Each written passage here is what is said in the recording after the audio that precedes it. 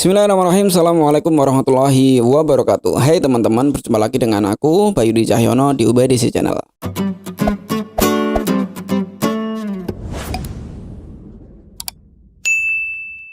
Sebagaimana yang kita ketahui, Pondok Modern Darussalam Gontor terkenal dengan kedisiplinannya yang sangat ketat dan jadwal kegiatannya yang sangat padat. Nah, pada kesempatan kali ini aku ingin bercerita tentang apa saja sih kegiatan santriwan santriwati di Pondok Modern Darussalam Gontor 24 jam dari bangun tidur sampai tidur lagi. Yuk langsung aja kita bahas tentang jadwal kegiatan santriwan santriwati Pondok Modern Darussalam Gontor selama 24 jam dan jadwal-jadwal khusus di mingguannya.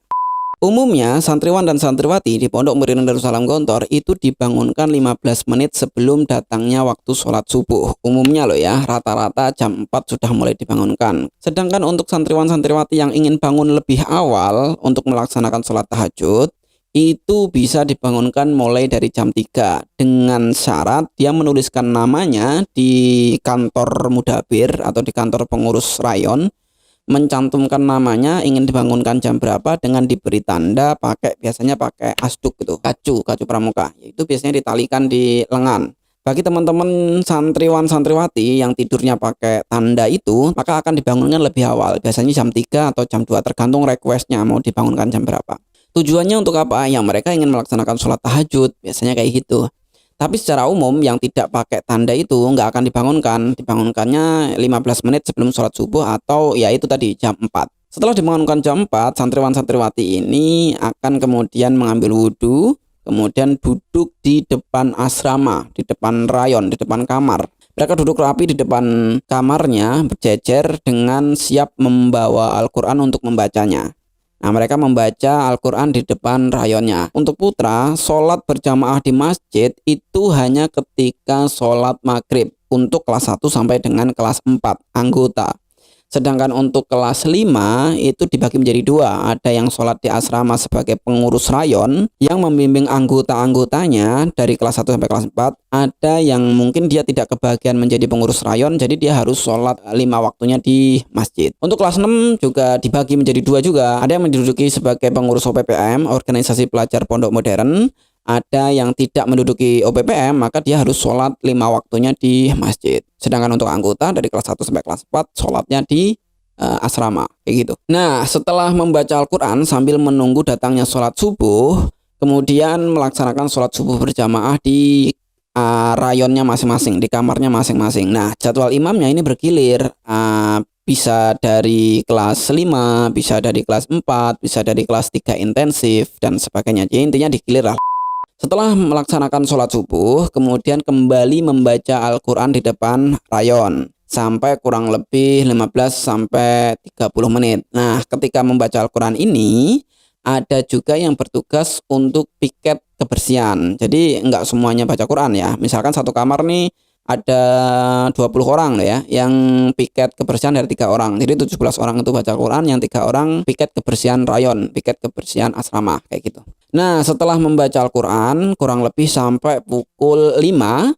Nah, jam 5 itu kemudian ada pemberian kosakata bahasa Arab ataupun bahasa Inggris. Jadi ada ilqaul mutarodifat, pemberian kosakata oleh teman-teman mudabir, pengurus rayon, kakak-kakak kelas 5. Itu memberikan kosakata setiap harinya 3 kosakata baru, entah itu dalam wujud kata atau dalam wujud kalimat. Uslub berjalan 30 menit sampai setengah 6. Dari setengah 6 kemudian teman-teman bebas tuh, mau olahraga boleh, kemudian mau belajar boleh, yang tidak boleh itu teman-teman kembali tidur.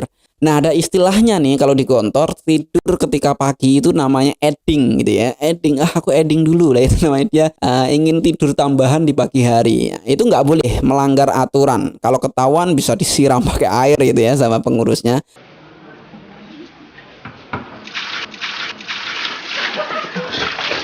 Atau bisa dijemur di depan asrama, atau bisa dihukum untuk membersihkan kamar mandi atau apa dan sebagainya. Pokoknya akan dikena hukuman deh. Kenapa seperti itu? Ya karena tidur pagi hari itu tidak baik gitu ya. Kita sering mendengar istilah ya, tidur pagi hari itu adalah sifatnya orang miskin.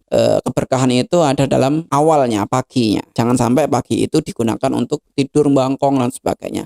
Pagi harus produktif. Jadi setengah 6 teman-teman yang suka olahraga bisa olahraga, yang piket kebersihan udah selesai tuh ya. Kemudian yang mau belajar juga boleh, silahkan belajar. Kalau aku dulu setelah ilkul mutradifat, setelah pemberian kosakata, biasanya aku belajar karena aku dari kelas intensif ya. Kelas intensif itu harus ngejar banyak materi yang harusnya 2 tahun diberikan ke kelas biasa. Kalau kelas intensif itu harus selesai dalam 1 tahun. Maka tuntutan pelajarannya lebih banyak daripada reguler, kelas reguler.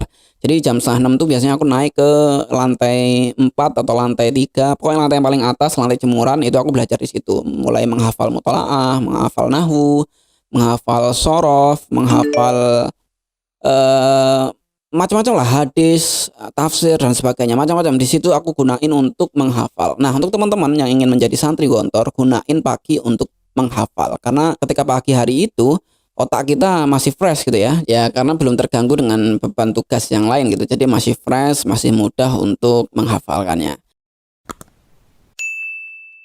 Pokoknya dikasih waktu dari setengah 6 sampai setengah 7 itu untuk olahraga, untuk makan, untuk nyuci, untuk apapun lah, terserah kalian, itu bebas.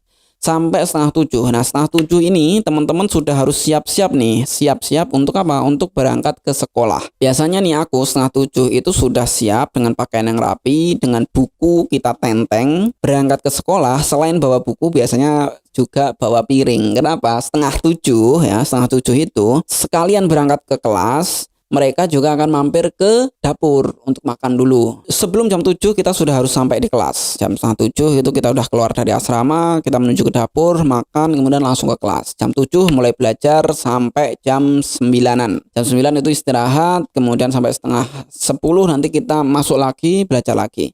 Nah, di waktu istirahat itu banyak yang menggunakan kegiatannya macam-macam nih. Ada yang belum mandi bisa mandi, ada yang belum makan bisa makan, atau yang ngantuk bisa tidur di kelas. Setelah itu keluar kelas jam 12-an lah, 12.15 lah seperti itu. 12 lewat 15 menit. Kita keluar dari situ, keluar kelas, kemudian persiapan langsung sholat zuhur. Ingat, sholat zuhurnya di asrama untuk teman-teman kelas 1 sampai kelas 4. Kelas 5, kelas 6 ada yang di asrama, ada yang bertugas menjadi OPPM atau pengurus, ada yang sholatnya di masjid. Jadi punya tugas masing-masing. Untuk kelas 5, kelas 6 itu khusus. Nanti teman-teman tahu sendiri. Kemudian makan. Ya, sampai setengah 2 lah. Setengah 2 itu sudah waktu untuk tenang, untuk mau nyuci-nyuci, makan-makan, dan sebagainya. Kemudian sebelum jam 2 kita udah harus berangkat lagi ke kelas untuk mengikuti sekolah sore atau darsul masa, kita ngomongnya pelajaran sore. Darsul masa ini ya isinya materi-materi, tapi yang ngajar bukan ustadz. Yang ngajar itu teman-teman kelas 6 sebagai ajang latihan mereka untuk mengamalkan ilmunya sebagai seorang guru, seorang ustadz gitu. Jadi mereka latihan ngajar di situ di pelajaran sore. Ya, pelajarannya hampir sama dengan pelajaran pagi, cuma lebih support untuk meningkatkan bahasa. Nah, setelah itu selesai jam berapa? Selesai jam 3. Jam 3 kita sudah selesai dari darsul masa, dari materi pelajaran sore. Kemudian kita persiapan sholat asar. Seperti biasa di rayon, di asrama sampai setengah 4. Setelah melaksanakan sholat asar, kemudian dilanjut dengan membaca Quran. Nah, membaca Quran setelah asar ini nggak terlalu lama ya, mungkin sekitar 15-20 menitan. Sampai selesai kurang lebih setengah 4 atau jam 4 kurang seperempat. Nah, itu selesai baca Quran, kemudian kita bebas. Silahkan, mau olahraga boleh, mau nyuci boleh, mandi boleh. Intinya itu bebas lah sore itu. Ya, tergantung teman-teman. Kalau teman-teman hobi olahraga bisa digunakan untuk olahraga ke lapangan dan sebagainya. Tapi teman-teman yang suka hobinya pramuka, biasanya ada latihan-latihan khusus untuk pramuka nih. Ada tim-tim khususnya lah kayak gitu, selain hari Kamis. Atau teman-teman yang banyak PR, banyak tugas, banyak hafalan, bisa langsung mandi, kemudian berangkat ke masjid untuk menghafal atau mengerjakan PR tugas ketika nanti di kelas kayak gitu ya. Ya itu bebas, terserah teman-teman. Yang mau nyuci ya silahkan, mau laundry ya silahkan. Setelah itu langsung aja ke masjid. Marosim itu ada apa ya? Pokoknya paling lambat ke masjid itu sebelum jam 5. Ya biasanya kalau anak-anak baru itu setengah 5 udah ke masjid. Tapi kalau untuk kita yang anak-anak lama gitu ya, anak-anak kelas 2, 3, 4 itu yang penting sebelum jam 5. Jadi setengah 5 itu udah rebutan mandi.